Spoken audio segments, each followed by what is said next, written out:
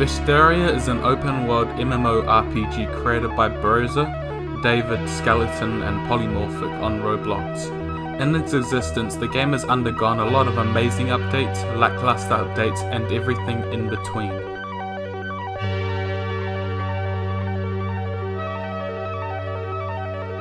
The game is well known for its amazing scenery, great gameplay, as well as its single-player experience. The game has also got a great reputation on Roblox as one of the best games ever made on the platform. This is the history of Vesteria.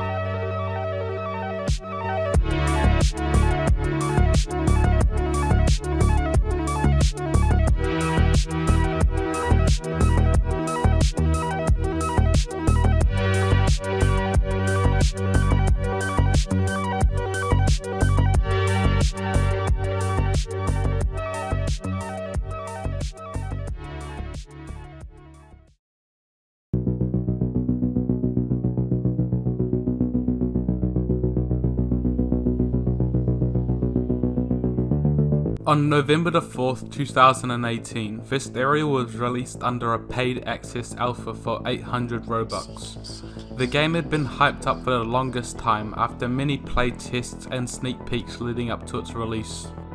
Vesteria had also made a demo for the game in which players could play it if they were deciding whether to spend 800 Robux for it or not. The first ever Wisteria update came 2 days after its initial release on the 6th of November 2018, which added Krabby Den and a lot of bug fixes with it. For the rest of November, all the updates were just small updates and bug fixes. After a very successful release and a couple of updates, Wisteria players were left wondering if the momentum from November would carry on into December's updates.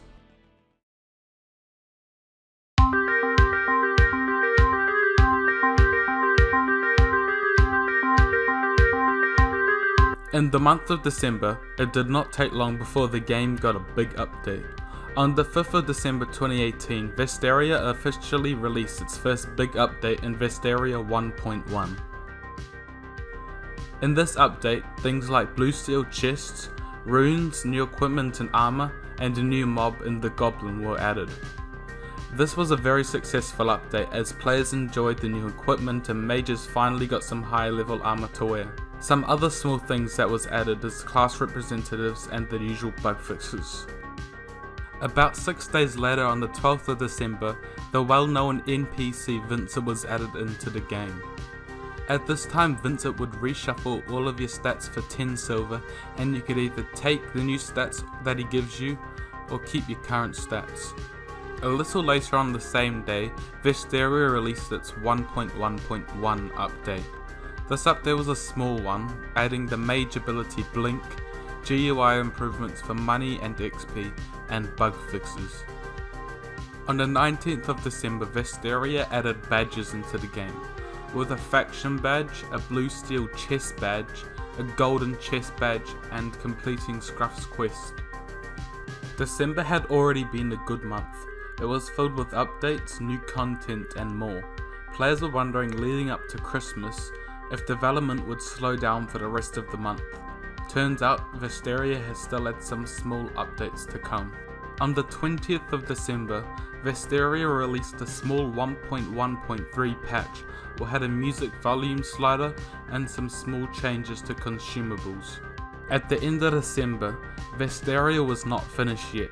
On the 28th of December, Wisteria had decided to release the beautiful looking Hunter City, Port Fidelia. That was it for December, a huge month for the game which really set up 2019 nicely for them. It's time to jump into a new year.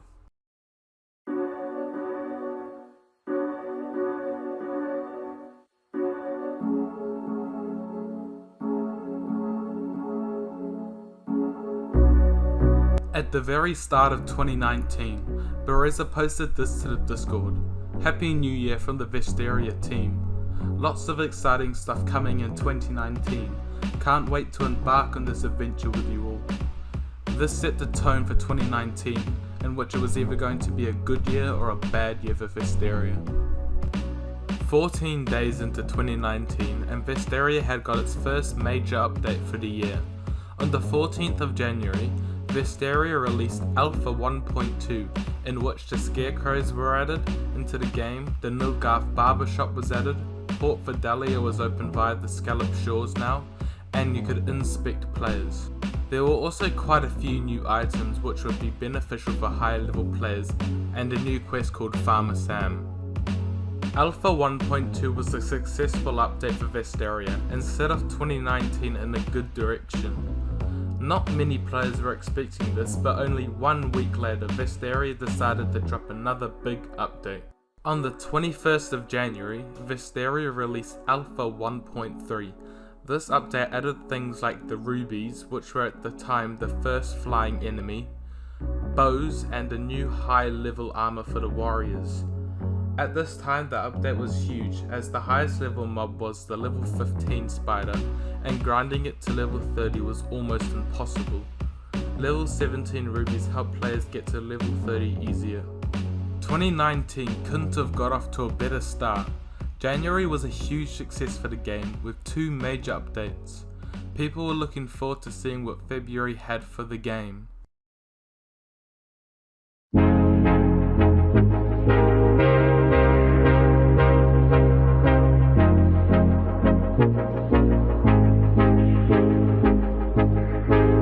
It was only 3 days into February and players got a cool little surprise. The Spider Queen was now a regular spawning mob. Every 12 hours, players would gather into the spider lair to fight the Spider Queen for rare loot. 1 week later, on the 10th of February, a long-awaited feature was added into the game. Trading was finally here, and the Nilgarth server size had been doubled to 100 players to help people trade. At this time, Wisteria had just hit 100 in-game items, and a new update was on the horizon. On the 18th of February, Wisteria released Alpha 1.4. This was a huge content update which added so many new features. Equipment modifications such as dyes, name tags, and ink and quill were added. Curse scrolls were added and were a Spider Queen drop at the time. Arachnid armor and ranging armor were also added, and a new warrior sword and helmet were added too. What Wisteria would announce next would be one of the biggest updates that happened during the alpha stages of the game. On Wisteria's Twitter, they announced that the Nilgarth Sewers update would be getting released the following weekend. Information had already been leaked about 2 new mobs which would be the highest level mobs when added into the game. You can imagine how much hype was around the Wisteria community at this time. On February the 24th, the long-awaited Alpha 1.5 update was released. The new area Nilgarth Sewers was added, 2 new mobs were added in a level 21 Ratty and a level 23 Batty. A new quest called Bobby and Nilgarth Has a Problem was added, and it was good for lower level players. The Beggar was added, a new hunter ability in the barrage was added, and new items such as the Curse Scroll of Defense was added, a banana was added, and the spider bow was added into the game. That's it for February. Wisteria now had 2 amazing months in a row, and players were questioning if the update rate would slow down anytime soon.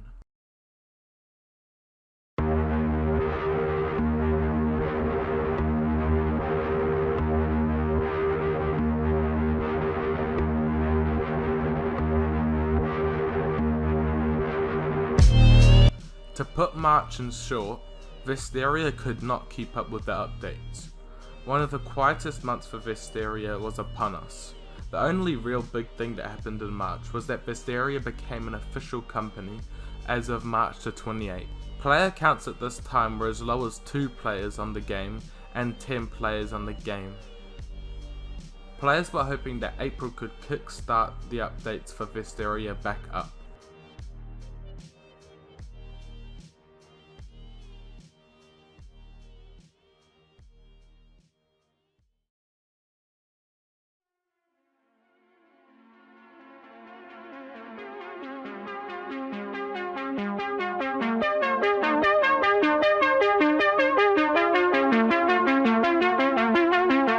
Around this time, players were expecting the longer Rumored Jester event to come into the game.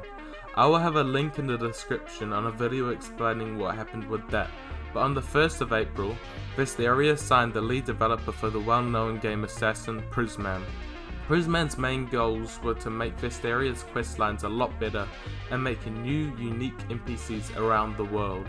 About 3 days later, on the 4th of April, Wisteria completely reworked the UIs and made them look better than ever. 6 days later, on the 9th of April, Wisteria released a small 1.6 update which included the orb, which was in Nilgarth. The orb would let you enchant items to give them a certain boost. This update was mainly bug fixes, so there was not much content added in it. The next big update would be done on April the 14th and would be done over 3 parts. This next update would be huge for PvP players. On April the 14th, the first part of the new update was shipped. It was the Colosseum 2.0 update. At this time, it was only in testing stages, but every time you killed a player you would get something called a Mark of Valor, which could be used to buy items at a shop merchant. Currently, marks didn't work. Part 2 of the update was just fixing bugs that had been at the Colosseum, and Part 3 was a new questline. Something in Scallop Shores needs your help. This was a questline that can get you the Halo item, which at the time, the Halo was a much requested item. Finally, after all of this, Wisteria 2.0 was officially released. This was a very big update for Wisteria, and hundreds of players gathered at the Colosseum, ready for PvP. The rest of April was very quiet, but overall, April was a good month for the game. May was the next month, and this might have been the most controversial month in the long run for the game.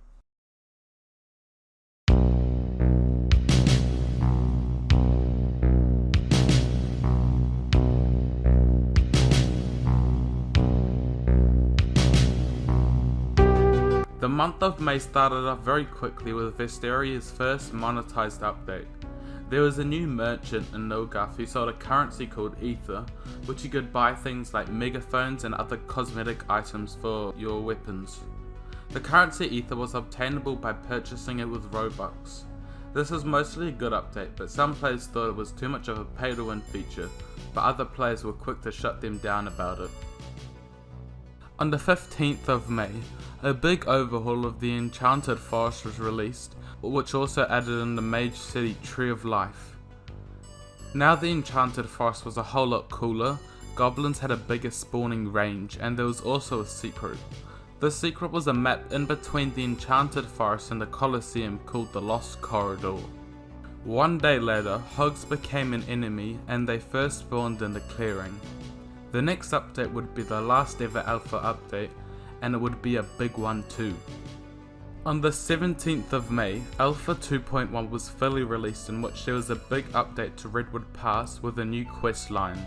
There was a baby Yeti mob which was level 10 and a Yeti boss which was a level 20 boss. The Yeti spawned in Redwood Pass and was instantly a success for Wisteria. With new items like the Icicle and Yeti boots, this was a great update for all high level players. After 7 months of development in Alpha and over 16 weeks of development before that, Beta was finally announced. Beta would be releasing in the early hours of May the 26th, 2019. The beta would cost 80 Robux. There wouldn't be too much new content as they wanted to focus on a smooth release, and Alpha players would get a little gift for buying the game. The 800 Robux Alpha was over, and now it is time for a new stage of the game. On the 26th of May, Wisteria released the 80 Robux Beta. The only new addition to the game was the Alpha rewards, but when Beta came out, the game hit a record 3,000 concurrent players. One other thing that was announced with this release was the new dungeon, Spider Queen's Revenge, which was set to come out the following weekend in June. Before the new month started, there was already a lot of hype around it.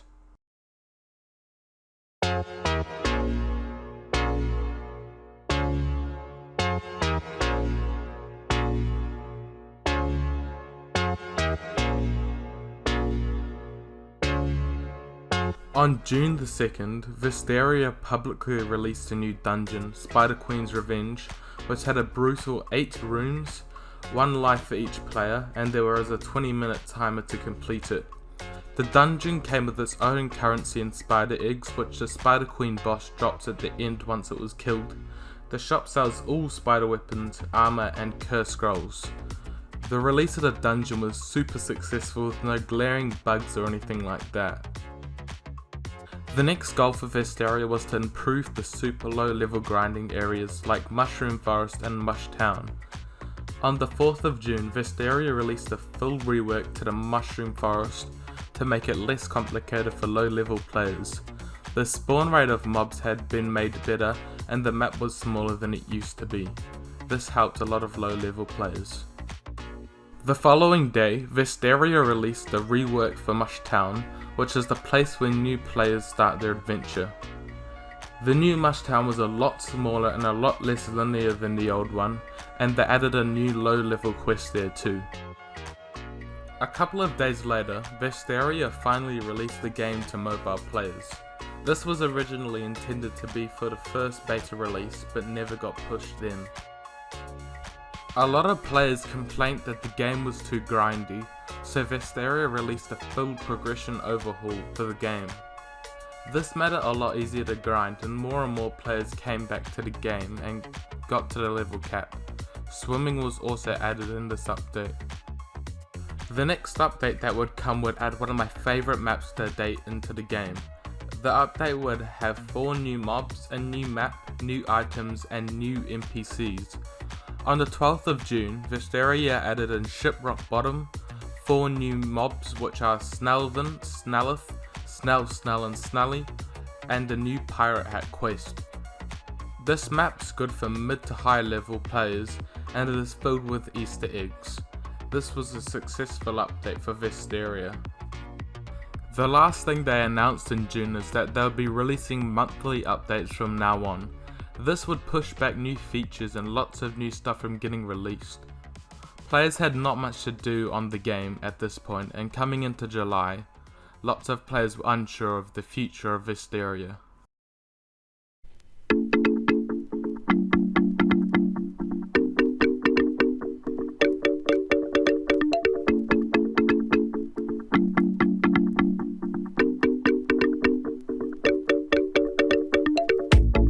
For the start of July, there was absolutely no news on the game. At the time they had just moved offices and were ready to work on new features. It took 17 days before we got some actual news for Wisteria, but oh boy, this didn't go down well. Wisteria introduced the idea of permadeath and losing large amounts of money for dying, and having a regen time. A few veteran players were excited about this update, but the majority of newer players were horrified about this update. After 8 days of careful consideration, Wisteria decided to cancel the idea of permadeath and carry on with how the game was originally built. The rest of July was non-existent and Wisteria was pretty dead at the time.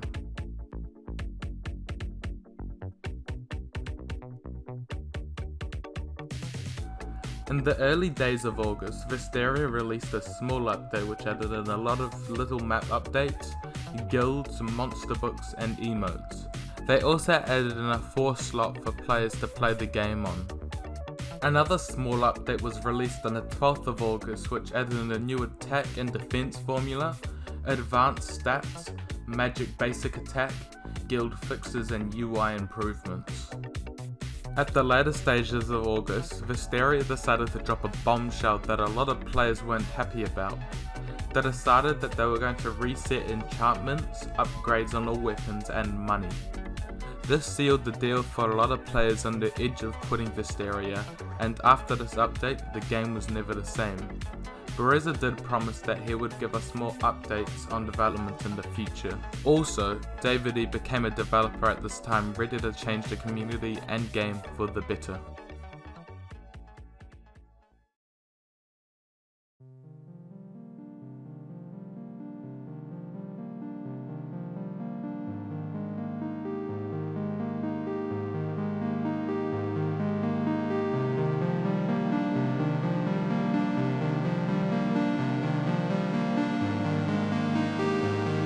In the month of September, things started off slow and a lack of updates was still a thing, as the whole first half of the month really had nothing to it.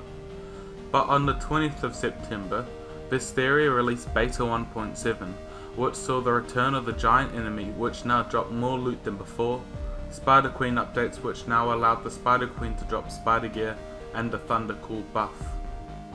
There was still not much activity, but berezaa gave us our first hint on subclasses and when they might be released. At the end of September they had announced that plans of raising a level cap to level 40 and 2 new maps were in the works in Forsaken Isle and the Whispering Dunes. At the start of October, they had announced that free weekends would be a thing again. This was to test level 30 plus gameplay before it was fully released. Both September and October were very quiet months, as they had been working on subclasses and a lot more future updates, but one last update had come to Wisteria in late October. This added in the boss, the Chad enemy, and they had also announced that a new update was right around the corner.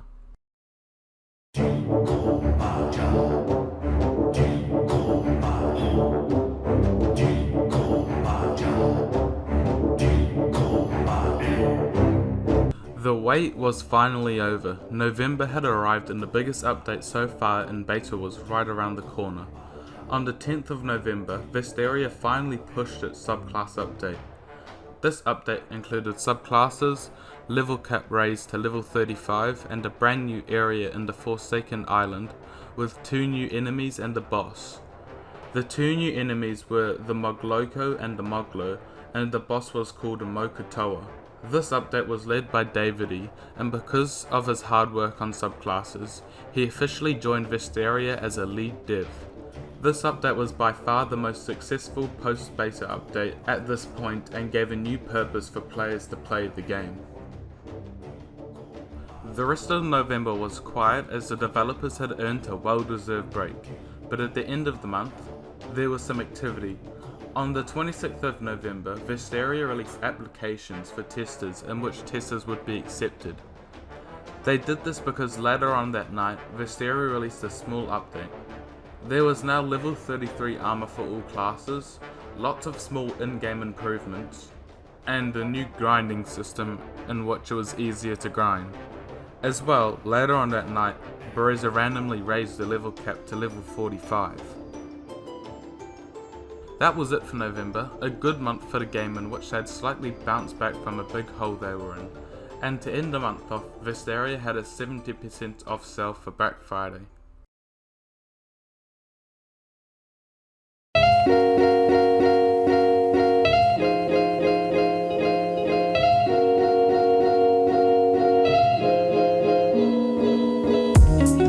The end of 2019 wasn't the best. berezaa had come to terms with the fact that the game was dead. He had made a long form post describing the hard work it had been ever since beta got released. To summarize the main points for the game up in berezaa's words, it's only after everything fell apart that I could really start to see clearly again. The post also shared information about the death of berezaa's dad and how Wisteria helped him stay focused. The last thing he asked for was for people to stick around as he would take players and fans on the trip of a lifetime. Unfortunately, the rest of December was quiet, but berezaa promised a Christmas gift for players. On Christmas Day, Wisteria dropped equipment that now had special attributes. The special attributes would give weapons random boosts depending on what attribute it is. berezaa had also teased that a big update was coming in 2020. So without further ado, let's get into a new decade.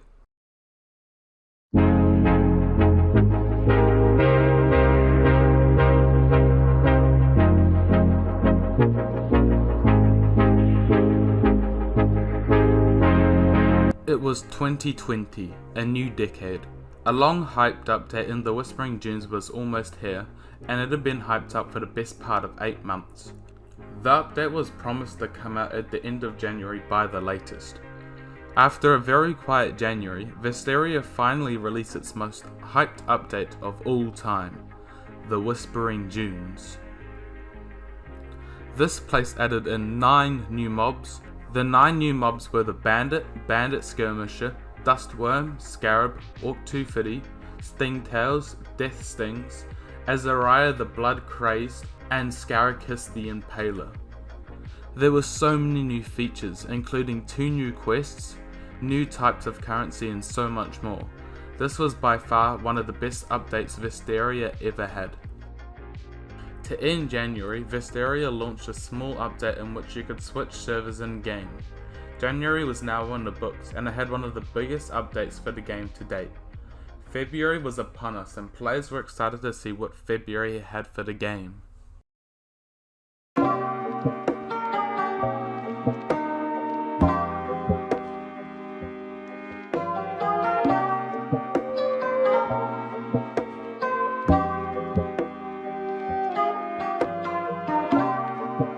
February started off very quickly with a small new update to chests. Chests had been broken for the best part of half a year, and now you could attack a chest for it to open.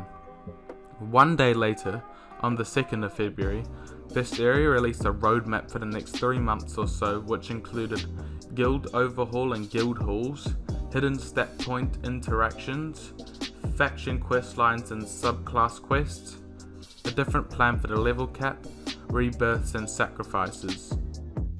A few days later, Wisteria released a leaderboard for guilds, and the leaderboard was for the amount of bandit kills. Throughout the rest of February, there were a lot of small patches, and on the 18th of February, Wisteria got a scroll rework. The new scroll rework was to make scrolls how they originally were back in alpha, 7 upgrades max on 1 weapon. In the last few days of February, Wisteria got some small updates like teamwork update and reworks for a lot of subclasses. That was it for February. In terms of being consistently active, this month was the most active since the beta release. Now we head into March.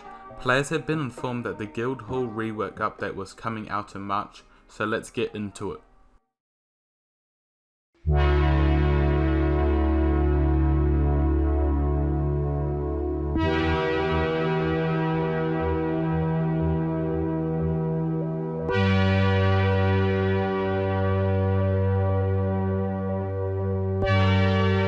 At the start of March, the Shroom Apocalypse got an update which made it so only level 10 and 20 players could play.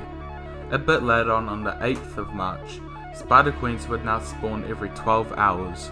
That brings us to the point where we are currently at, with the guild update set to come tomorrow at the time of recording. It looks like an exciting update for Wisteria. The current status of Wisteria has 272 players playing the game at once. Looking back at the updates, do you get nostalgia looking back? Do you remember the time you joined Wisteria? Or are you a new player about to start an adventure of a lifetime? Wisteria has both had its ups and downs, but this game has quite easily been one of the most ambitious and best games of all time on Roblox. This was the history of Vesteria.